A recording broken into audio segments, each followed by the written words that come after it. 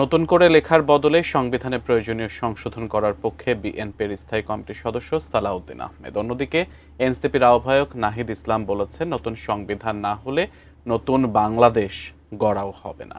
সকালে নাগরিক কোয়ালিশনের এক আলোচনার অনুষ্ঠানে এসব কথা বলেন তারা। অন্যদিকে জাতীয় ঐক্যমত্য কমিশনের সদস্যরা বলেছেন, রাজনৈতিক দলগুলো সংস্কার বাস্তবায়নের অঙ্গীকার না করলে রাষ্ট্র সংস্কার ব্যর্থ হবে। 5ই আগস্টের পর রাষ্ট্র সংস্কারের আকাঙ্ক্ষী কয়েকটি সংগঠন ও ব্যক্তিদের নিয়ে একটি নতুন প্ল্যাটফর্ম যাত্রা শুরু করেছে। রোববার সকালে আন্তর্জাতিক মাতৃভাষা ইনস্টিটিউটে তাদের সংবিধান সংশোধনের 7টি প্রস্তাব নিয়ে সংলাপে বিভিন্ন রাজনৈতিক দলের প্রতিনিধি ও বিশিষ্ট ব্যক্তিরা উপস্থিত ছিলেন। আমরা মনে করি প্রধানমন্ত্রীর প্রশ্ন উত্তর পর্ব অনুষ্ঠানে জাতীয় ঐক্যমত্য কমিশনের 3 সদস্য উপস্থিত ছিলেন। সংস্কার নিয়ে ঐক্যমত্যে পৌঁছানোর পর সেগুলো বাস্তবায়নে রাজনৈতিক দলগুলোর অঙ্গীকারের উপর গুরুত্ব দেন তারা। নন বাইন্ডিং কমিটমেন্টের ব্যাপারে জনগণের আস্থা নেই। তার সবচেয়ে বড় কারণ হচ্ছে এই যে 1990 সালে এইরকম একটি লিখিত চুক্তিও শেষ পর্যন্ত রাজনৈতিক দলগুলো মানেনি। আপনি সংস্কার করবেন বাংলাদেশে আমলাতন্ত্রের ওনারশিপ ছাড়া কোনো অবস্থায় সম্ভব না।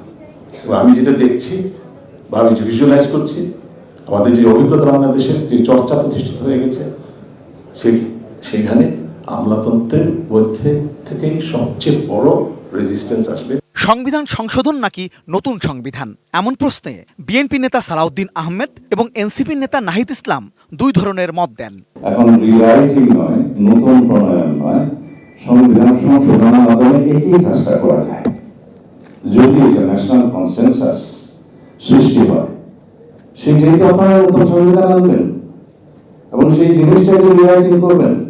সেই একই জিনিসটা সংশোধনের মাধ্যমে আসলে অসুবিধা তো নেই। কালার এক্সপার্ট, জর্জ স্যাপ এবং মাইল্ড অন হ্যান্ডস টেকনোলজি সমৃদ্ধ অরিক্স ক্রিস্টাল ওয়াশ আপনার লন্ড্রি এক্সপার্ট। কিন্তু সংবিধানকে যদি আপনি রাষ্ট্রের সর্বোচ্চ একটা চুক্তি আকারে ধরেন, তাহলে সেই চুক্তির সাথে জনগণের একটা আস্থার জায়গা থাকতে হয়। বিগত সময়ে কিন্তু সেই আস্থার জায়গাটা নাই। ফলে একটা নতুন সংবিধান তৈরি করার মাধ্যমে কিন্তু আপনি জনগণের সাথে সেই রাষ্ট্রের সম্পর্ক, সেই আস্থার জায়গাটা কিন্তু আবার স্থাপন করতে পারবেন। প্রধানমন্ত্রীর মেয়াদ 2 বার নিয়ে আইন উপদেষ্টা অধ্যাপক আসিফ নজরুল বলেন, মেয়াদ নির্দিষ্ট করার চেয়েও জরুরি প্রধানমন্ত্রীর ক্ষমতা কমানো। শুধুমাত্র 2 মেয়াদ সলিউশন না, সবচেয়ে ইম্পর্টেন্ট একটা জিনিস প্রধানমন্ত্রী ক্ষমতাটা কমায় দেন।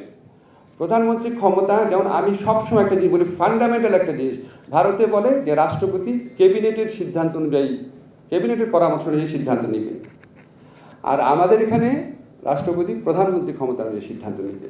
অনুষ্ঠানে অন্যান্য বক্তারা সংবিধানের মৌলিক সংস্কারের পাশাপাশি বৃহত্তর ঐক্য করার প্রতি জোর দেন। ফোকাস করা দরকার কোন বিষয়গুলোতে আমরা ঐক্যমত্য তৈরি করব, এবং এই জাতীয় ঐক্যমত্য তৈরি হলে বাংলাদেশ ডেফিনেটলি হবে।